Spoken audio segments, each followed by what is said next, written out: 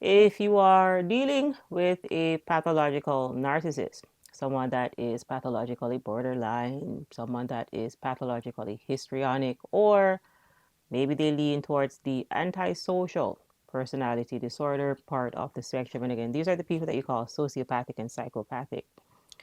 However, know that if you are dealing with one of these personality types, know that you are dealing with an intruder. There was a previous video that I did where I mentioned that pathological narcissists operate like cockroaches. And when you look it up, a group of cockroaches is called an intrusion. All right. So know that if you see one roach, normally roaches don't operate in a rogue manner. Roaches are social creatures. So if you see one roach, there is a nest somewhere. So know that after you have identified the main narcissist, and let's say this person is an intimate partner, you need to check your camp because you have intruders in your camp. So let's say again, the pathological narcissist is an intimate partner. Check your parental figures. All right. When you're done checking your parental figures, check your siblings if you have siblings. When you're done checking your siblings, check your friends. So people know that when we talk about going no contact or low contact, which is what gray rocking is, where you'll pretend to be as uninteresting as a gray rock, so you're neutralizing your energy, right? This applies to the main narcissist and their enablers. This is because you cannot grow with pathologically narcissistic people. You cannot truly grow with people that are pathologically borderline. And again, all of these people are a part of the cluster B personality disorders, which means that they are unstable by default. So you cannot grow in instability. That relationship is going to tank eventually because you are dealing with people that are regressing. It gets worse with time. This is why oftentimes on the channel you hear me say that pathological narcissists age like milk. They curdle over time. They do not age like wine. They do not get better with time. And this is because you are dealing with someone with a pathological personality disorder. So they have severe psychological problems. They have issues with their mind. They are losing their minds. Essentially, you're dealing with functional lunatics. So they're narcissists that can hold down a job. They can brush their teeth. Maybe they shower. But you'll see where when they start using their mind to truly process certain things, something is missing. Something is off. Because you are dealing with a reprobate mind, they're going around in circles. Narcissistic abuse people is a cycle. So it starts off with idealization or love bombing. So the relationship starts off on a high because you're dealing with an addict. Pathological narcissists are people addicts. And they may have other addictions like porn, hoarding, shopping addictions, drinking, other substance abuses, and so on. However, every single pathological narcissist is a people addict. So the relationship starts off on a high because essentially you're dealing with a junkie, right? They got a good hit of your supply because you are narcissistic supply. But eventually you'll see where that relationship is going to tank because after the love bomb or after the pathological narcissistic individual or the person that is pathologically borderline idealizes you or love bombs you, then after that comes the devalue. The drug is not that good anymore, just like any other addiction. And then either you'll discard the person or they'll discard you. And oftentimes they like to hoover people again back into these toxic cycles because they have issues with their minds. They have a reprobate mind.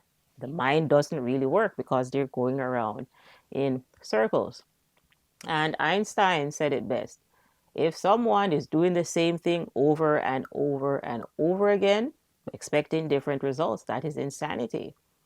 It is a pathological cycle. And understand that only you can end that cycle. You can get the courage to walk away and ascend. Pathological narcissists are based in shame and they're unable to move past their pride. They have psycho-spiritual arrested development. So at an emotional state, every single day a pathological narcissist wakes up, they're in shame. They're in a state of pathological self-loathing. This is what I call pathologically low self-esteem. Their self-esteem is little to non-existent. So you're dealing with someone that hates themselves, and intrinsically they believe that they are unworthy.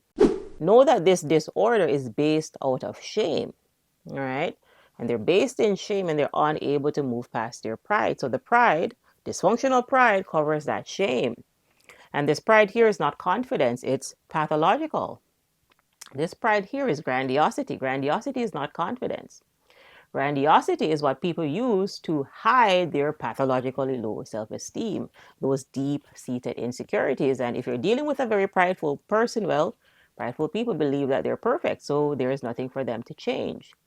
And in order to ascend, we have to let go of a lower level emotion to go higher on the Hawkins scale, to go higher on the consciousness ladder to reach towards enlightenment, right? Activating our third eye and our crown chakra. However, pathological narcissists are incapable of letting go of their pride because they believe that their pride is their superpower. So, well, if they can't go up, they go down. Pride comes before the fall, they fall right back down to shame. That's the pathological cycle. So you're dealing with someone with emotional arrested development. And if we're talking about the will, where you're dealing with very compulsive and oftentimes impulsive people.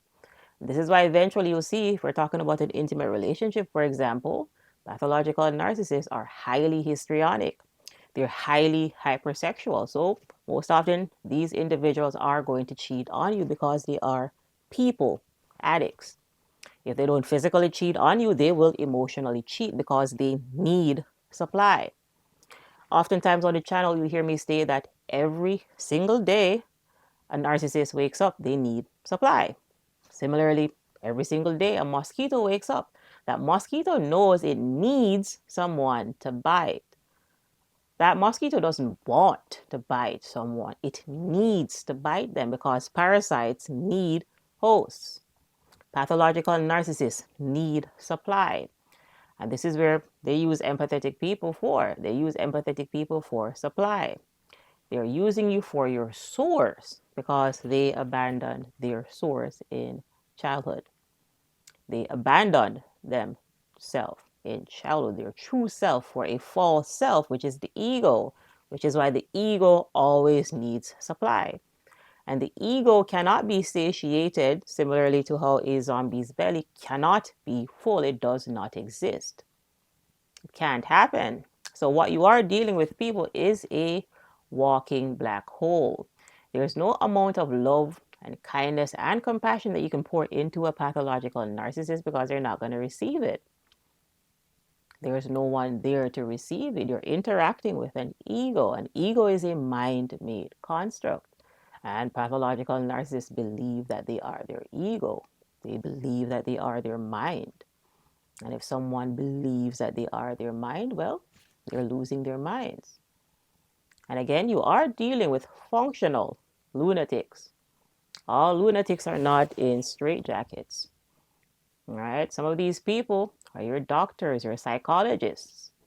Some of these people are leaders of countries. All right? So it is important that you learn how to discern the spirit of an individual. How is the person using their mind? Can they regulate their emotions?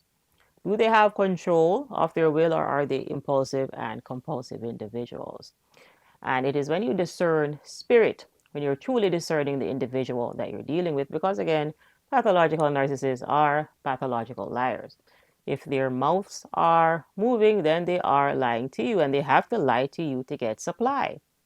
This is how they feed. This is how they live. And they cannot self-reflect because they don't have a self, because they abandoned their true selves in childhood for an ego, and an ego cannot self-reflect.